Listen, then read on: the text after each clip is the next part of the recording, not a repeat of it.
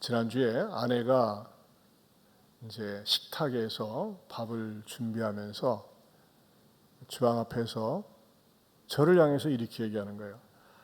아니 왜 이렇게 나는 자고 나면 모기에게 많이 뜯기는지 모르겠어. 당신은 모기가 안 물었어? 나는 하나도 안 물었는데. 왜 그렇지? 왜 이렇게 나한테만 모기가 많이 물지? 그러자 제가 아마 당신이 회개할 게 많아서 그런 것 같아. 그랬더니 제 아내가 성질이 났습니다. 아니 목사가 돼가지고 꼭 같은 말을 해도 그렇게 해야 돼? 진짜 아침에 기분 나쁘네. 밥 차려주기 싫네. 그러는 거예요. 제가 말을 딱 그렇게 하고 나서 이 또 아내의 마음을 아프게 했구나. 그래가지고 좀 잠깐 묵상을 하다가 또 말을 이렇게 살짝 바꿨습니다. 내가 수정을 할게. 당신은 너무 착하고 나는 악하니까 악한 자에게는 모기가 무서워서 못 달라들고 착한 사람에게 모기가 달라붙는 것 같아. 그랬더니 아내가 그때서 좀 위로가 돼가지고 웃어. 그랬더니 또 아내도 또 질세라. 아니야 그렇게 말하지 마. 나는 죄인이니까는 아마 나를 갖다가 많이 문 것 같아. 제가 또 질 수가 있습니까? 그래 맞아. 당신은 죄인이라면 나는 죄인 중에 괴수야. 그러면서 죄인끼리 피차 위로를 받았습니다. 여러분 이 날씨가 굉장히 더운데 말 한마디가요 정말 상대방의 기분을 잡치게 할 수도 있고 냉수같이 시원하게 할 수 있습니다. 무더울수록 이 무덥게 되면 어떻게 됩니까? 불쾌지수가 굉장히 높습니다. 그럴 때일수록 우리가 옆에 사람들에게 같이 사는 사람들에게 시원한 말 할 수 있기를 바랍니다. 우리 옆 사람 쳐다보면서 이렇게 한 번 더 할까요? 시원한 말을 하겠습니다. 여러분 교회가 건강해야지 성도들이 행복하고 건강하게 신앙생활할 수 있습니다. 교회를 잘못 만나서 열심히 다니면요 교회 다니고 성경 공부하고 지옥 갑니다. 건강한 교회는요 이게 살아있으면 건강. 어떤 교회가 건강하고 좋은 교회냐? 이 5가지 기둥이 있습니다. 예배가 힘이 있느냐, 예배가 능력이 있느냐, 또 하나는 교회 안에 성도들을 잘 훈련시키는 훈련 프로그램이 있느냐, 또 하나는 훈련받은 성도들이 봉사할 수 있는 봉사의 터전이 있느냐, 그리고 성도들이 335 모여 앉아서 잘 은혜와 사랑을 나눌 수 있는 소그룹이 활성화되어 있느냐, 그리고 마지막 5번째는 항상 복음을 전하려고 하는 전도가 있느냐. 자 그렇다면 우리 예안교회는 5가지가 있습니까? 없습니까? 우리에겐 5가지가 있습니다. 예배가 살아있고 성도들을 훈련시키고 또 틈나는 대로 봉사할 수 있고 더 나아가서는 아름다운 사랑의 교제가 있고 그리고 전도가 있는 교회가 굉장히 건강한 교회입니다. 이것을 캐치프레이즈로 해서 우리 예안교회가 시작된 것입니다. 오늘은 행복한 교회의 모습이 무엇인지에 대해서 말씀을 준비했습니다. 첫째는 초대교회가 강조한 것이 있습니다. 초대교회. 여러분 초대교회는 갑자기 생겼습니다. 예수님이 십자가에 못 박혀 죽음을 당하시고 부활 승천하신 다음에 사도들을 통해서 복음이 전파되었을 때 최초에 모인 교회가 3,000명이 모였습니다. 회심한 사람이 3,000명이었어요. 굉장히 많은 숫자거든요. 근데 이 3,000명의 사람들은 어떤 사람들입니까? 유대교로부터 개종한 사람들입니다. 근데 이 사람들에게 있어서 정말 필요한 것이 무엇이었을까요? 2장 42절 말씀을 다시 한번 봅니다. 사도행전 2장 42절 같이 봅니다. 그들이 사도의 가르침을 받아 서로 교제하고 떡을 떼며 오로지 기도하기를 힘쓰니라. 네, 사도의 가르침을 받았다 그랬어요. 여러분 사람은요 어느 정도 나이 먹으면 가르침 받는 걸 싫어합니다. 귀찮아합니다. 네가 뭔데 날 가르쳐? 네가 뭔데 나한테 선생질이야? 그럽니다. 그러지 않습니까? 가르침 받는 걸 싫어합니다. 난 나 정도만 살라고 그래. 난 이만큼 살면 돼. 이런데 난 내 식으로 살 거야. My way 내 식으로 살 거야. 대부분 그렇게 합니다. 그러나 그것은 어떤 모습입니까? 옛사람의 모습이고 거듭나지 않은 사람의 모습입니다. 여러분, 속사람, 거듭난 사람은 무엇이 있어야 됩니까? 가르침을 받아야 됩니다. 여러분, 제가 이렇게 해서 설교하는 것은 선포입니다. 선포. 프리칭입니다. 그러나 가르침은 티칭입니다. 앉아서 조곤조곤 가르침을 받아야 됩니다. 그렇기 때문에 초대교회가 3,000명이 모였을 때 12사도가 흩어져서 그 회중들을 나눠가지고 소그룹으로 그들을 부지런히 가르쳤다고 하는 것입니다. 왜? 가르침을 받아야지만이 신앙이 차곡차곡 쌓여져 가고 틀이 잡혀져 가기 때문에 그렇습니다. 그리고 균형 있는 그리스도인이 된다고 하는 것입니다.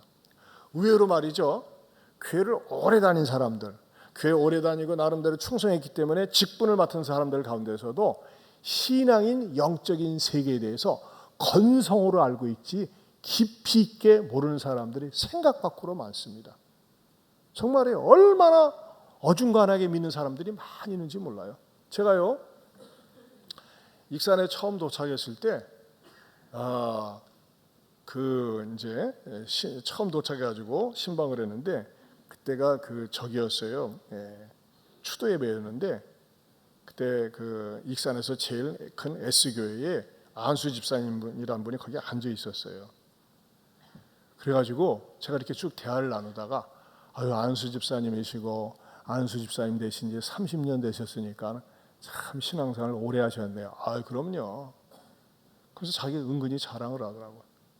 그분이 자랑하는 것 가운데 하나는 우리 교회는 말이죠. 목사님 설교는 칼입니다. 칼. 그래서 목사님 설교 시간에 칼을 드는가 했어요. 했더니 우리 목사님은 설교하다가요. 딱 25분 되면 딱 끝납니다. 1초라도 지나면 앞에 앉아있는 장로님들이 하고 기침하면 딱 끝납니다. 그래요. 그게 칼이래. 이 전통적인 교회는 그렇습니다. 대단하시군요. 시간 잘 지킨다고. 그런데 집사님, 내가 궁금한데 집사님은 어떻게 예수님 믿게 되었고 어떻게 변화가 되었는지 좀 말씀해 주실 수 있으세요? 그냥 나 믿는 거지 뭐 그런 걸 물어봐요. 골치 아프게. 그래도 30년 믿었으니까 난 교회 그냥 오랫동안 다녔다 보니까 어떻게 직분 맡은 거지 나 별로 몰라요. 그러더라고요. 이게 자랑거리입니까? 그건 자랑거리가 아니에요. 부끄러운 겁니다. 여러분, 생각 밖으로요. 교회를 정말 오래 다닌 분들이 있어요. 그리고 매주일마다 잘 나와요. 근데 잘 나오는 거가 그냥 오래 다니다 보니까 관습적으로 습관적으로 다녀서 습관적으로 앉아서 나한테 계속 절을 합니다. 인사를 합니다. 눈을 감고 계속. 이런 분들은 습관적으로 드리는 거예요. 뚜껑을 열어보면요, 믿음이 진짜 없습니다. 완전히 깡통입니다. 그리고 어떤 분들은 가정의 평화를 위해서 나오기도 하고, 어떤 분들은 말이죠, 교회 안 나가면 찝찝해. 그 주간에 사고 일어날 것 같고 매 맞을 것 같으니까 나오는 거예요. 그래도 잘하는 겁니다. 그나마 안 나오는 것들보다는 훨씬 잘하는 겁니다. 근데 문제는 뭡니까? 믿음이 없다는 거예요. 믿음이. 뭘 보면 아느냐? 이게 사람들 모인 자리에서 교회 집사님 오래 다녔으니까 한번 기도 좀 한번 해줘. 그런 걸 다 시켜요. 난 교회 기도 같은 거 못 돼요. 집사님 간증 좀 하세요. 무슨 간증이에요? 내가 암병에서 나섰어요. 내가 뭐가 기적이 있어요. 자기 삶 속에서 자기가 예수님을 믿고 나서 변화된 모습, 예수님이 내 안에서 어떻게 역사를 일으키는지 전혀 얘기할 줄 모른다는 겁니다. 예수는 예수고 나는 나고, 나는 그냥 교회 다니는 것뿐이고. 그러니까 그냥 교회 다니는 사람을 갖다가 뭐라고 합니까? 영어 표현으로 처치 고어라고 합니다. 그냥 교회 다니는 사람이에요. 교회 다니는 사람. 이런 사람이 크게 공헌을 하는 게 있습니다. 항상 이분이 예배 드리고 나면 의자가 따뜻하다는 겁니다. 참 의자는 좋아해요. 나를 대표줘가지고. 근데 이런 분들에게 특징이 뭡니까? 신앙이 없습니다. 신앙이. 그런데도 불구하고, 참 신앙이 없는데도 불구하고 배우려고 하는 태도가 없고 교회는 꾸준히 나온다. 이런 분들을 일컬어서 저는 뭐라고 얘기하고 싶냐? 참 신기한 분들이다. 참 신기하다. 옆에 분들하고 물어보세요. 혹시 신기한 분은 아니십니까? 신기한 겁니다. 그렇죠? 믿음은 없는데 교회 나와요. 근데 여러분 제가 뭘 말씀드리고 싶어요? 여러분 가르침을 받아야 됩니다. 가르침. 그래서 지금 우리가 방학을 맞이해서는 주일날 새가족반이 되고 있습니다. 새가족반, 성신반, 제자훈련, 사역훈련 이렇게 훈련을 받은 분들은요 1년, 2년 지나면요 의식이 완전히 달라져 있어요. 생각 자체가 다릅니다. 예수님이 먼 나라, 이스라엘 나라 종교의 교주가 아니라 내 삶 속에 내 인생의 구주가 되시고 주인님을 진짜 고백을 하고 믿고 있다는 겁니다. 여러분, 저는요 여러분들이 교회에서 여러분들에게 말씀을 가르칠 때에 가르침을 받을 수 있는 복된 그리스도인들 될 수 있기를 축원합니다. 그러면서 또 중요한 게 있어요. 오늘 집중적으로 말씀드리고 싶은 건데 교제의 두 번째로 중요성입니다. 교제의 중요성. 2장 42절 말씀을 읽어보겠습니다. 같이 읽어봅니다. 그들이 사도의 가르침을 받아 서로 교제하고 떡을 떼며 오로지 기도하기를 힘쓰니라. 네, 여기서 교제라는 말은 코이노니아, 펠로우십이라고 합니다. 서로가 마음에 있는 것을 나누는 것입니다. 교제라는 게 삶 속에서 슬픔과 기쁨을 나눕니다. 음식을 먹으면서 나눕니다. 사람이 만나가지고 하트 핫 마음과 마음을 터놓고 얘기할 때 가까워지고 교제가 되어지고 또 만나고 싶은 거 아니겠습니까? 이런 것이 성경에서 가르치고 있어요. 그래서 성경에서는요 모임이 두 종류가 있습니다. 이 초대교회 두 종류의 모임. 하나는요 성전 모임이고 또 하나는 가정 모임이 있었다고 하는 것입니다. 자, 2장 46절을 다시 한번 읽어봅니다. 읽어보겠습니다. 날마다 마음을 같이하여 성전에 모이기를 힘쓰고 집에서 떡을 떼며 기쁨과 순전한 마음으로 음식을 먹고. 어디에 먼저 모였어요? 성전에 모였어요.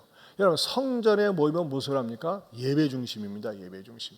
성전에서는요 하나님을 향해서 종적으로 우리가 예배를 드리는 거예요. 예배를. 또 하나는 뭐가 있습니까? 집에서 가정 모임입니다. 가정에서 모여서 떡을 떼고 기쁨과 순전한 마음으로 음식을 먹으면서 어떻게 신앙생활을 하는지, 기도 제목은 없는지, 요즘 신앙 상태는 어떤지 이런 부분에 대해서 서로 점검하면서 물어보면서 믿음이 키워진다고 하는 것입니다. 여러분 신앙생활은요 절대 혼자서 되지 않습니다. 신앙생활은 같이 어울려서 해야 된다는 것입니다. 초대교회는 어디서 모였다고 그랬어요? 가정에서 모였다고 그랬어요. 소위 구역 아니겠습니까? 근데 요즘은 현대인들이 말이죠. 집집마다 돌아다니면서 가정에서 모이는 것을 굉장히 불편하게 생각합니다. 그래서 감사하게도 저희 교회는 샤론도 있고 또 우리 전토세나 주일날 후에 많은 공간 속에서 모여서 모임을 갖습니다. 또 우리는 뭐 찬양대, 호산나 찬양대는 호산나 찬양대도 모임을 갖고 각 부서별로 모임을 갖습니다. 근데 여러분들 가운데서 그런 모임 속에 들어가지 않은 분들, 이건 굉장히 여러분 신앙생활에 유익을 가져다 주지 않고 신앙생활에 발전이 없습니다. 여러분 초대교회는요 가정에서 모여서 집집마다 모여서 그렇게 교제를 나눴다고 그랬어요. 그럼 여러분들은 그렇게 똑똑하기 때문에 반문할 수 있어요. 아이 목사님, 초대교회는요 뭐 일이 있어요 말이에요. 요즘 우리 사는 게 얼마나 바쁜지 몰라요. 새벽에 눈 뜨자마자 말이죠 일하러 가야지, 애들은 학원 가야지, 뭐 얼마나 바쁜지 모릅니다 하면서 말이죠 바쁘다면서 바쁜 세월 속에 산다고 합니다. 여러분 너무나 바쁜 건 나쁜 것과 다름이 없습니다. 근데 여러분 그렇게 바쁘십니까? 초대교회 시절의 사람들은 더 바빴다는 사실을 아십니까? 제가 증명을 해볼게요. 얼마나 바쁜가. 여러분 우리는 지금 쌀을 헹겨놓고 밥솥에서 놓기만 하면 됩니다. 옛날엔 밥을 하는 것을 지켜봐야 됐어요. 또 여성들에게 있어서 가장 많은 일은 뭡니까? 빨래요. 맨날 왼수 같은 빨래가 나옵니다. 그거 다 빨아야 됩니다. 말려야 됩니다. 캐야 됩니다. 또 반찬, 지금은 냉장고에다만 놓으면 언제든지 꺼내만 먹죠. 이 초대교회는 매일 반찬을 해야 돼. 냉장고가 없으니까는. 청소 매일 해야 됩니다. 지금 청소기 가지고 갑니다. 여러분 보세요. 얼마나 문명의 혜택을 많이 누리고 있습니까? 초대교회가 더 바빴어요? 지금이 더 바빠요? 똑같아요. 초대교회가 더 바빴어요. 얼마나 바빴는지 몰라. 그런데도 불구하고 초대교회는 어땠습니까? 정기적으로 가정에서 모여서, 집에서 모여서 말씀을 나누고 은혜를 주고받았다는 것입니다. 그렇다고 여러분의 집을 갖다가 이번 주부터 당장 오프라는 얘기는 아닙니다. 원리적인 것을 말씀드리는 거예요. 가정이 됐건 교회당이 됐건 중요한 것은 소그룹 모임에 여러분들이 들어가서 말씀을 서로 주고받고 배워야 된다는 것입니다. 왜 그러느냐? 이 소그룹이 왜 중요하냐? 로마서 12장 4절에서 5절은 이렇게 말씀하고 있습니다. 같이 읽어봅니다. 우리가 한 몸에 많은 지체를 가졌으나 모든 지체가 같은 기능을 가진 것이 아니니 이와 같이 우리 많은 사람이 그리스도 안에서 한 몸이 되어 서로 지체가 되었느니라. 네, 우리 몸에는요 머리끝에서부터 발끝까지 많은 지체로 이루어졌습니다. 우리 몸이 세포가 60조에서 100조까지라고 하는데 몸 구석구석이 말이죠 전부 다 자기 역할을 합니다. 여러분 우리의 몸의 지체 가운데서 내 뇌에서 뭐라고 시키는데 머리가 시키는데 따로 논다, 말을 듣지 않는다, 그걸 뭐라고 합니까? 장애라고 합니다. 그렇죠? 그걸 갖다가 기형이라고 합니다. 여러분 정상적인 경우에는 항상 균형을 이루고 있으면서 다른 사람들이 볼 때 그냥 균형 잡히게 삽니다. 그러나 몸에 이상이 있는 경우는 말을 듣지 않습니다. 내가 원하는 대로 말을 듣지. 그걸 갖다가 아픈 것이고 병든 것이고 심하면 기형이라고 하는 것 아니겠습니까? 여러분 성경에서는 우리 그리스도인을 일컬어서 뭐라고 얘기하느냐? 우리는 한 몸이라고 얘기합니다. 저와 여러분이 다 생김새도 다르고 배경도 다르고 지식도 다르지만 성경에서는 한 몸이라고, 그리스도 안에서 한 몸이 되어 서로 지체가 되었다, 그렇게 얘기합니다. 한 몸이요, 원 바디요, 원 패밀리입니다. 한 몸이면서 한 가족입니다. 어떻게 해서 한 몸, 한 가족이 됩니까? 원래 가족이라고 하는 거, 패밀리라고 하는 건 뭡니까? 부모의 피를 이어받은 사람이 가족이 됩니다. 그렇죠? 혈통이 있어요. 같은 혈육이 있어요. 근데 우리는 누구 피를 이어받았습니까? 예수님의 피. 거듭난 사람들은 예수님의 피를 믿습니다. 예수님의 보혈이 나를 죄로부터 구원했다고 믿습니다. 그것을 믿는 순간 우린 가족이 되는 거예요. 어떤 가족이 됩니까? 영적 가족이 되는 겁니다. 영가족이 되는 겁니다. 옆에 앉은 분이 영적 가족입니다. 확인시켜 주세요. 다시 한번. 영적인 가족입니다. 우리는 시작. 그렇죠? 우리는 영적인 가족이에요. 근데 영적인 가족인데 맨날 낯선 사람 같아요. 맨날 손님 같아요. 그건 가족이 아니죠. 영적인 가족은 어떻습니까? 가족을 만나면 항상 반가운 거예요. 반가운 거예요. 환영해 줘야 되는 거예요. 남보듯 해서는 되겠습니까? 가족은 항상 환영해 주는 것입니다. 우리가 분명히 알아야 될 것이 있습니다. 이 세상에서는요, 친한 사람들끼리의 모임을 일컬어서 유유상종한다고 합니다. 수준이 비슷한 사람끼리 삽니다. 돈 있는 사람끼리 모입니다. 많이 배운 사람끼리, 동창끼리, 서로가 기호가 같은 사람들끼리 서로 끼리끼리 만납니다. 그래서 마켓에서도 끼리끼리 가는 마켓이 따로 있습니다. 보니까 당근 마켓도 있고 마음카페도 있고 반려동물, 운동, 재테크, 등산 카페, 다양한 카페가 있습니다. 이것은 말이죠. 자기 기호를, 자기 삶을 갖다가 좀 즐겁게 하기 위해서 가는 거예요. 잘못된 건 아니죠. 그러나 이런 데는 다 무엇이 관계되어 있습니까? 이해관계가 되어 있습니다. 나한테 유익이 되느냐, 나한테 이익이 되느냐. 이익이 안 된다고는 가차없이 나와버리고 가차없이 그걸 외면해버립니다. 항상 이해관계가 거기 속에 있습니다. 그러나 여러분, 그리스도인의 관계는 어떤 모임이 되어야 합니까? 그리스도인의 교제는요, 차별이 없습니다. 어떤 이해관계가 아닙니다. 누가 무엇이 있다 없다가 아닙니다. 나에게 누가 손해를 끼치느냐 유익을 끼치나 그런 것을 따지지 않습니다. 학력을 따지지 않습니다. 외모를 따지지 않습니다. 배경을 따지지 않습니다. 왜? 우리는 전부 다 그리스도 안에서 한 몸이기 때문에 그렇습니다. 그래서 형제 자매이기 때문에 그렇습니다. 우리 예수를 믿는 사람들은요, 좋은 교제권이 계속 확장되도록 힘써야 한다고 하는 것입니다. 그렇다면요, 우리가 어떻게 해야지 좋은 교제가 유지가 될까요? 좋은 교제가 지속적이고 반복적으로 유지가 될까요? 그것은요, 첫째, 말씀의 나눔을 통한 교제가 이루어져야 한다는 것입니다. 말씀의 나눔. 여러분, 우리 성도들이 모일 때는요, 그 핵심의 키워드가 뭐냐? 말씀이 있어야 돼요. 들은 말씀, 들은 말씀, 깨달은 말씀을 가지고 우리가 나눠야 됩니다. 세상 사람들은 밥 한번 먹으러 가지, 어디 여기 좋은 카페 생겼다는데 거기 한번 가지, 어디 한번 놀러 가지, 구경 가지, 뭐 맛집 찾아다니지, 뭐 취미로 재미삼아 갈 수 있습니다. 그런데 교회에서는 그렇지 않습니다. 교회에서는요, 소그룹이 모여서 항상 뭐가 있어야 되느냐? 오늘 들은 말씀, 깨달은 말씀, 또는 찔리는 말씀, 결단한 말씀에 대해서 그 화제가 항상 말씀 중심이 되어야 됩니다. 말씀을 통해서 나에게 무엇을 들려주셨는지, 무엇을 깨닫게 해주셨는지, 이것이 중심이 될 때 그 교제는요, 그리스도의 말씀이 풍성하게 됩니다. 골로새서 3장 16절을 보겠습니다. 같이 읽어봅니다. 그리스도의 말씀이 너희 속에 풍성히 거하여 모든 지혜로 피차 가르치며 권면하고 시와 찬송과 신령한 노래를 부르며 감사하는 마음으로 하나님을 찬양하고. 여러분, 풍성하다고 하는 건 넘치는 거예요.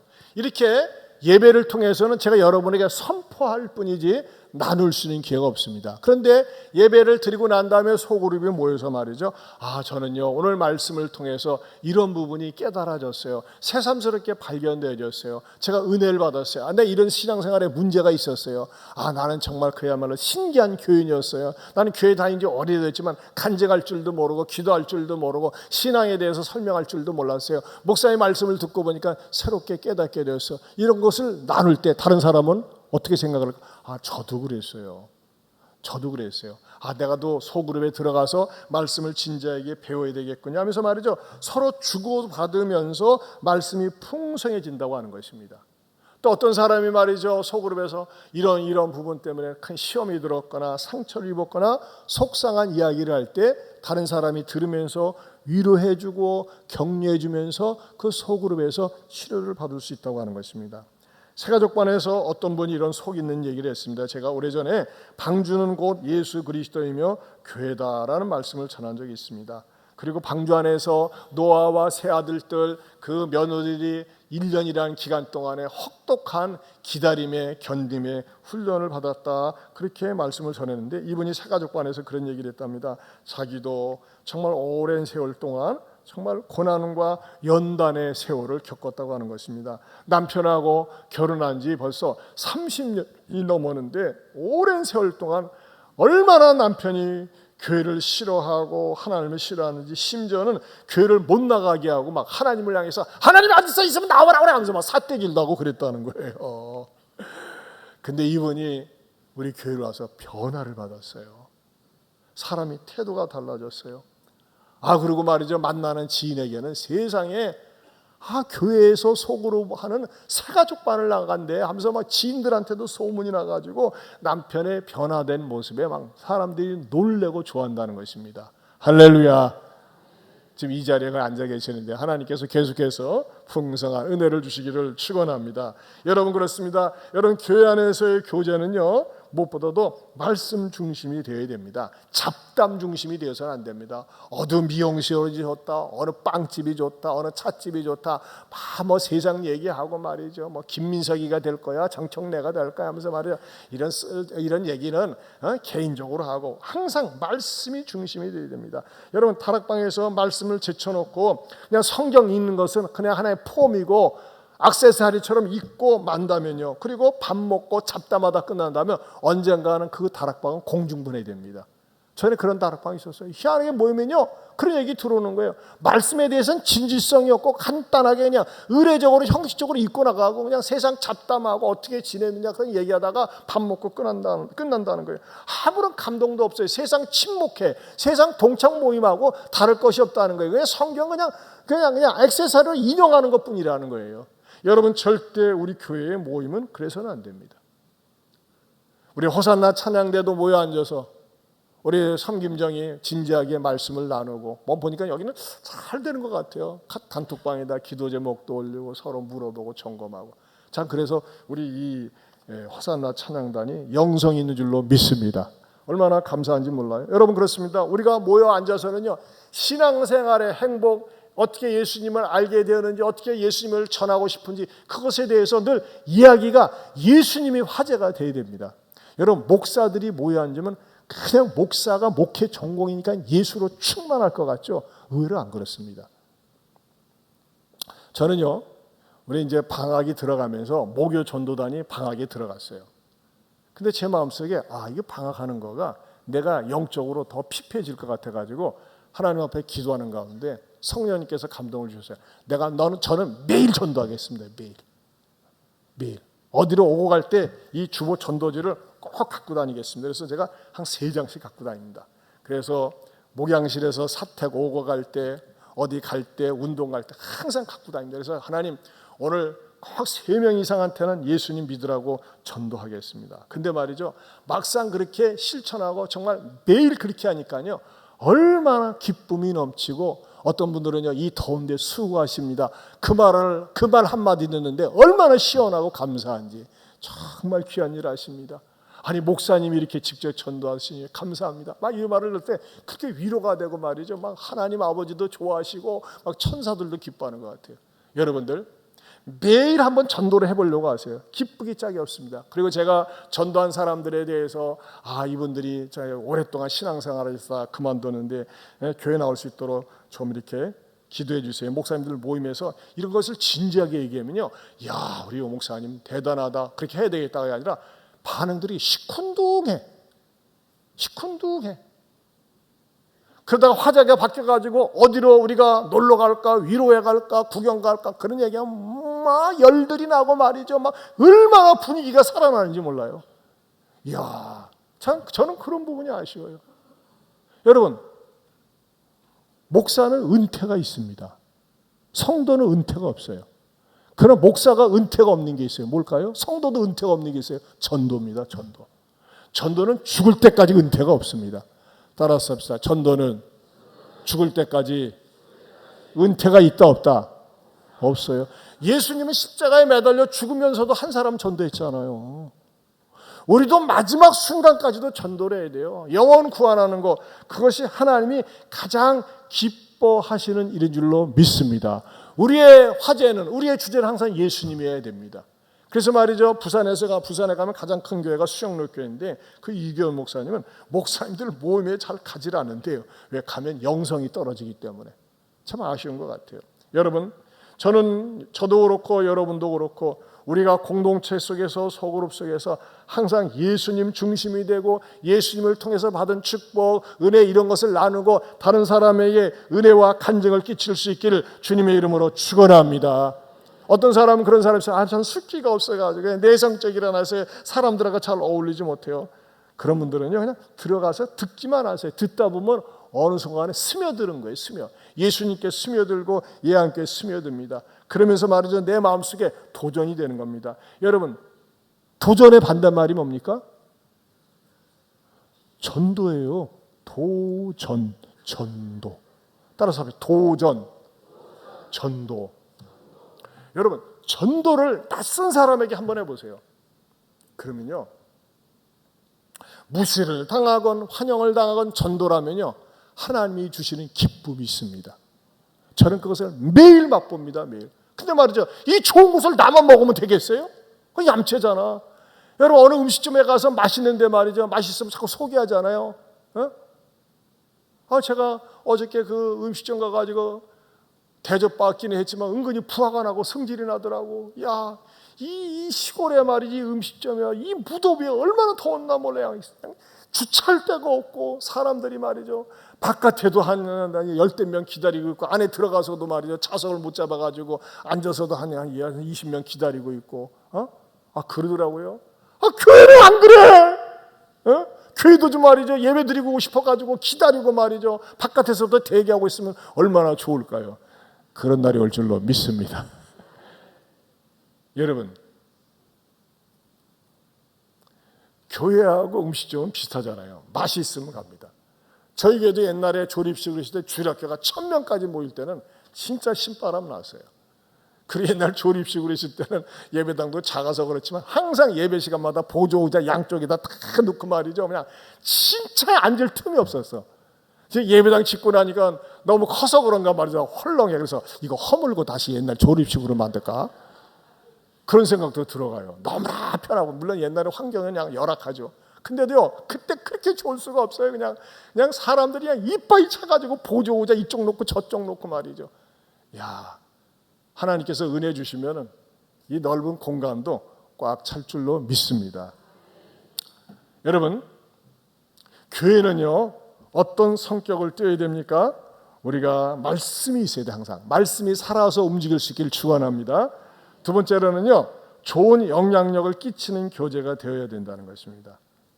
여러분, 사람들이 모이면요 항상 사람들이 모이기 때문에 말들이 많습니다. 그러나 모임 속에 뭐가 있어야 됩니까? 히브리서 10장 24절에서 25절 말씀 다 같이 서로 돌아보아 사랑과 선행을 격려하며 모이기를 패하는 어떤 사람들의 습관과 같이 하지 말고 오직 권하여 그날이 가까움을 볼수록 더욱 그리하자. 네, 서로 돌아보아 사랑과 선행을 격려해야 된다는 것입니다.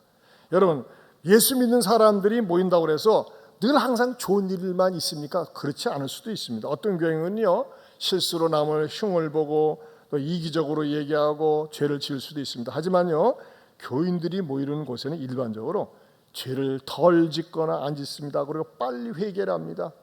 그러나 일반적으로 교인들이 모일 때는 어떻게 됩니까? 절대 비방하거나 헐뜯거나 험담하거나 그런 말을 해서는 안 됩니다. 어떤 사람은 습관적으로 이 주둥아리에, 그걸 주둥아리라고 그래. 조둥아리. 남을 비방하고 비판하고 헐뜯는 게 뭐 험담하는 게 몸에 밴 사람이 있어요. 그런 사람이 있습니까? 그럼요, 교회 오래 다니는 분들 Shut your mouth! 내 입 다물라! 입 닥쳐라! 하고서 얘기를 할 수 있어야 돼요. 교인들이 모인 곳에서는 말이죠 항상 은혜스럽고 덕스러운 말을 해야 됩니다. 전에 말이죠 우리 교회 다락방에 모여 앉으면 말이죠 그렇게 순장을 비롯해서 험담을 잘하더래. 헐뜯는 말을 잘하더래. 그래서 염증이 나가지고 말이죠 교육자하고 상담을 했어요. 그래서 그 다락방을 나왔어요. 딴 데로 가라고 그랬어요. 그리고 그 다락방이 해체됐어요. 여러분, 교회는요 절대 그래서는 안 됩니다. 여러분들이 모임의 공동체 속에서 누구를 비방하거나 험담하거나 누구 까십거리 만들거나 하면서 말이죠 흉보는 그런 일이 절대 있어서는 안 됩니다. 또 상대방이 진지하게 무엇을 얘기할 때는 거기에 반응해주고 응답해주고 칭찬해주고 격려해주면서 야, 내가 이 공동체에서 인정을 받는구나, 내 말을 받아주는구나 하면서 말이죠 포용하면서 그 공동체 소그룹에서 위로와 용기와 힘을 얻을 수 있기를 축원합니다. 여러분, 소그룹에서는 항상 희망을 주고 용기를 주는 말을 해야 됩니다. 따라서 합시다. 희망을 주고 용기를 주겠습니다. 때로는 말이죠 꼰대짓을 하는 사람이 있어요. 꼰대짓. 내가 나이 많이 먹어가지고 혼자 자기가 마이크만 잡고 혼자서만 자꾸 얘기하려고 그래요. 다른 사람이 말하는 것을 빼앗고 다른 사람이 말이죠 먹은 그 사람에게 있는 건 밥 많이 먹은 것밖에 없어요. 교회 오래 다닌 거. 여러분, 밥 많이 먹고 교회 오래 다닌 건 절대 자랑거리가 아니에요. 나이 많이 먹은 게 자랑거리가 아니에요. 나이 먹을수록 덕스러워야 돼요. 어른의 품위가 있어야 됩니다. 여러분들이 모임 속에서 말이죠 나이 드신 분이 계십니까? 존경과 사랑을 받는 위치에 있기를 축원합니다. 이런 분들은 어떤 태도를 가져야 됩니까? 항상 격려해야 돼요. 항상 축복을 해야 됩니다. 좀 약간 서운한 게 우리 교회 옥집사님이라고 90세가 넘으셨는데 그 어르신이 서울로 분명히 안 가기로 했거든요. 익산이 좋아서 안 가기로 했는데 지난주 이사를 가버렸어요. 그래서 어떻게 가시게 됐냐 했더니 아까 아드님이 올라가면서 이제 여기는 아들 부부만 사는데 따님이 서울에서 퇴직하고 여유가 있으니까는 그 집안을 갖다가요 병원처럼 꾸며놨대요. 모든 시설을. 그래요? 그렇다면은 올라가셔야죠 했는데 그 집사님은요 이 모임 속에서 시니어 모임 속에서 나이가 제일 많으세요. 근데요 항상 긍정적이고 항상 섬기려고 하고 항상 베풀려고 하는 이런 마음을 갖고 계셔요. 그러다 보니까 항상 사랑을 받아요. 저도 그 어르신이 가니까는요 참 서운해요. 그러나 여러분, 우리가 뒤를 이어서 그렇게 하면 됩니다. 우리가 항상 모임 속에서 말이죠 다른 사람을 조금이라도 격려하려고 하고 섬기려고 하고 이런 마음을 갖고 여러분들이 살 수 있기를 축원합니다. 이 다락방에 최근에 어느 집사님이 제자 훈련하고 순장된 지 얼마 되지 않았어요. 그런데요 그 다락방의 구성원들이 교회 오래 다니신 권사님도 있고 또 말씀 사역자도 있고 우리 교회 말이죠 소위 진짜 묵직묵직한 신앙의 선배들이 많이 있어요. 그런데 말이죠 다락방이 그렇게 은혜스럽고 재미있다는 거예요. 왜? 그 권사님, 집사님들, 오래 다니는 분들이 이제 새파란, 이제 말이죠, 이제 순장으로 발령받은 자기를 그렇게 세워주고 격려해주고 인정해준다는 거예요. 얼마나 잘하고 얼마나 아름다운 모습입니까? 이렇게 여러분들이 정말 교회에 신앙생활하면서 오래 다닌 분들일수록, 직분자일수록, 믿음 어린 사람들에게, 이제 시작하는 사람들에게 용기와 희망을 불러 일으켜 주기를 주님의 이름으로 축원합니다. 세 번째는요, 낯선 이들에게 관심을 갖는 교제가 되어야 합니다. 초대교회를 보면요, 기가 막힌 교제, 감히 상상도 할 수 없는 교제가 이루어졌어요. 사도행전 13장 1절에서 2절 말씀 같이 읽어보겠습니다. 같이 봅니다. 안디옥 교회에 선지자들과 교사들이 있으니 곧 바나바와 니게르라 하는 시므온과 구레네 사람 루기오와 분봉왕 헤롯의 젖동생 마나엔과 미 사울이라. 주를 섬겨 금식할 때 성령이 이르시되 내가 불러 시키는 일을 위하여 바나바와 사울을 따로 세우라 하시니. 네, 거기 상반절에 보면요, 이런 말씀이 나와 있어요. 안디옥 교회의 선지자들, 교사들 다 뭡니까? 믿음의 수준이 있는 분들이죠. 곧 바나바와 니게르라 하는 시므온과, 여러분 생소한 니게르는요, 니그로, 흑인의 니게르에서 나온 말이 니그로입니다. 초대교회 흑인이 있었어요. 안 놀라집니까? 여러분 2000년 전에 흑인은요, 사람 취급을 못 받았습니다. 동물 취급 받았습니다. 여러분 흑인들이 흑인으로서 인간적 대우를 받은 것은 링컨의 노예혁명 이후입니다. 그 이전에는요, 흑인은요, 움직이는 말하는 검은 동물이었어요. 사람이 아니문이다. 사람이 아니었어요. 움직이는 기계였어요. 근데 초대교회는 어떻습니까? 곧 바나바와 니게르라는 시몬, 흑인이, 또 구레네 사람 루기오와 분봉왕 헤롯의 젖동생 마나인. 왜 이걸 길게 설명합니까? 분봉왕 헤롯의 젖동생 마나인, 유무라는 거죠. 근데 이게 뭐예요? 권력층에 있는 사람들. 즉 뭡니까? 초대교회에 권력층에 있는 사람들, 노예 계층의 하층 계급 사람들이 같이 어울려가지고 소그룹을 이루고 있고 서로가 사랑하고 서로가 격려하면서 아름다운 공동체를 이뤘다고 하는 것입니다. 얼마나 아름다운 모습입니까? 교회가 그래야 됩니다. 교회는 결코 차별을 해서는 안 됩니다. 혈연이나 학연이나 직업에 따라서 생활 수준에 따라서 사람을 차별해서는 안 됩니다. 저는 우리 교회 3부 예배 딱 마치고 가면요, 그 식당의 맨 앞자리 노른자에 우리 어머님들, 나이 드신 분들 다 좌석을 마련해 가지고 식사로 먼저 딱 마련해 놓는 게 너무너무 보기가 좋아요. 교회에서 어른들을 이렇게 잘 대접하고 섬기는 거 얼마나 아름다운 모습 아니겠습니까? 자, 그런데 중요한 메시지가 있습니다. 힐링 캠프가 언제부터 시작됩니까? 목요일입니다. 목요일서부터 토요일까지 2박 3일 되는데, 저는 힐링 캠프를 갔다가 막 복잡하게 프로그램을 많이 짜고 이것저것 많이 하지 않고 널널하게 있습니다. 널널하게 좀 쉬게 먹고, 그래서 집회도 많이 하지 않고 그냥 널널하게 하는데, 이번에요, 비기독교인, 말하자면은 교회를 다니지 않는 비신자가 42명이 초청됐어요. 할렐루야. 자, 저는 이 분들이 이 힐링 캠프에 구경 삼아 옵니다. 놀러 옵니다. 와가지고 먼저 믿는 우리들이 그분들에게 따스한 말과 친절한 인사를 통해서 이분들의 마음이 녹을 수 있기를 축원합니다. 지난주 토요일 날 임직식을 했는데, 권면을 맡은 제네교회 임금성 목사님이 뭘 권면하려고 그래, 친절에 대해서 하려고 그랬는데 그냥 까먹어 버렸어요. 여기를 딱 보니까 뭐예요? 인사만 잘해도 사랑받고 형타, 이거면 다 된다.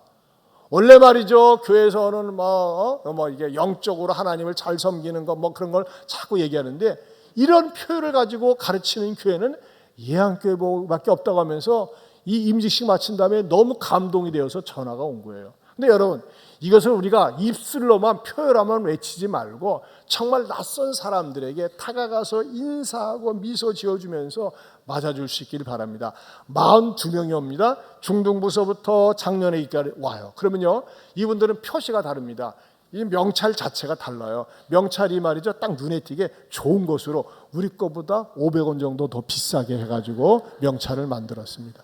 그럼 이분들을 만나면 어떻게 될까요? 반갑게 인사를 하고, 저는 예안교회 집사입니다, 권사입니다, 한수 집사입니다, 인사하고 참 잘 오셨습니다, 잘 쉬세요 하면서 말해요. 온갖 좋은 말을 좀 다 하세요. 그럼 평생 그분들이 들어보지 못한 말, 그러면서 이 말 한마디 뚝 던져주면 어떨까요? 저는요, 예수님 믿으면서 너무 행복합니다. 그 말 한마디면 됩니다. 예수님 때문에 저는 인생이 달라졌습니다. 따라서 합시다. 예수님 믿으니까 너무 행복합니다. 예수님 믿으니까 너무 좋습니다. 제 인생이 달라졌습니다. 그분들은 못 도망갑니다. 2박 3일 동안 와요. 근데 우리가 계속 그런 말하고 만날 때마다 하고, 이제 여러분 말이 그렇지 한 470, 80명이 식사하고 어떻게 배분할지 모르지만 줄을 서서 기다릴 때도 내 앞뒤 자외 보고 인사부터 먼저 하면서, 낯선 분이에요. 그러면 제 앞에 쓰시죠. 제 앞에 쓰세요. 근데 앞에 있는 분이 말이죠, 또 교인이에요. 그럼 또 앞에 쓰시죠. 또 앞에 쓰시면 맨 먼저 드시지 않겠어요? 그래서 말이죠, 이렇게 배려와 사랑을 받을 때 이분들이, 야, 교회라고 하는 곳에 대한 편견을 깨고, 교회는 지들끼리만 모여, 지들끼리만 모여서 말이죠, 먹고 마시고 즐겨. 아니야, 교회는 이렇게 사랑이 넘치고 배려할 줄 알고 다른 사람을 세워줄 줄 아는 거나, 그런 것 때문에 그 얼어붙는 마음이 녹아가지고 또 교회로 연결이 되고, 또 타 지역에서 왔으면 타 지역으로 가서 신앙생활하는 놀라운 역사가, 성령의 역사가 일어날 수 있기를 주님의 이름으로 축원합니다. 제가 오늘 설교를 마무리하면서 생전 이런 거 안 하는데 시 한 편을 발견했는데, 이 시를 누가 지었는지를 모르겠어요. 근데 시가 너무 좋아가지고 제목은 제가 붙였어요. 진정한 한 송이 꽃, 산다는 건 나 홀로 꽃이 되어 유리병에 있는 게 아니라, 비, 바람, 몰아쳐도 이 꽃 저 꽃 어우러져 화단을 이루고, 그윽한 향기로 벌과 나비가 어울려 사랑이 피어날 때, 그때 나는 한 송이 꽃이 되어진다. 어떻게 은혜가 되십니까? 우리 권사님이 다시 한번 낭독해 줘 보세요. 우리 유아석 권사님의 낭랑한 목소리로. 산다는 건 나 홀로 꽃이 되어 유리병에 있는 게 아니라, 비, 바람 몰아쳐도 이 꽃 저 꽃 어우러져 화단을 이루고, 그윽한 향기로 벌과 나비가 어울려 사랑이 피어날 때, 그때 나는 한 송이 꽃이 되어진다. 아, 참 멋있는 것 같아요. 그렇죠? 여러분, 한 송이 꽃은요, 어우러질 때 한 송이 꽃이 되는 겁니다. 여러분도 어떤 꽃이 되고 싶습니까? 홀라떡 떨어져 있는 꽃이 아니라 같이 어울림 속에서 아름답게 보여지는 그런 꽃이 될 수 있기를 축원합니다. 우리 다 같이 일어서서 찬송가 220장 1절만 부르겠습니다.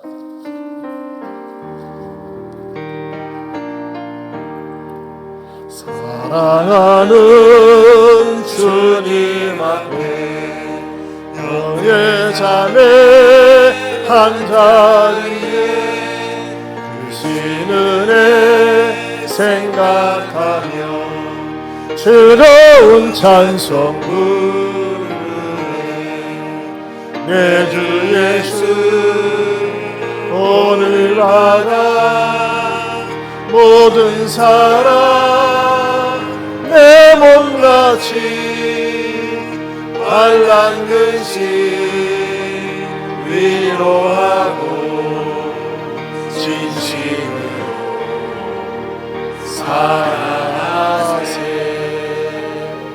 이제는 우리 주 예수 그리스도의 은혜와 하나님 아버지의 변함이 없는 사랑과 성령님의 감화감동 교통하심의 은혜가 소그룹 속에서 말씀의 중심이 되어 배우고 전하고 간증을 나누면서 복된 그리스도인의 행복한 신앙생활을 하겠노라고 다짐하는 모든 성도들 위해 영원토록 함께 있을지어다. 아멘.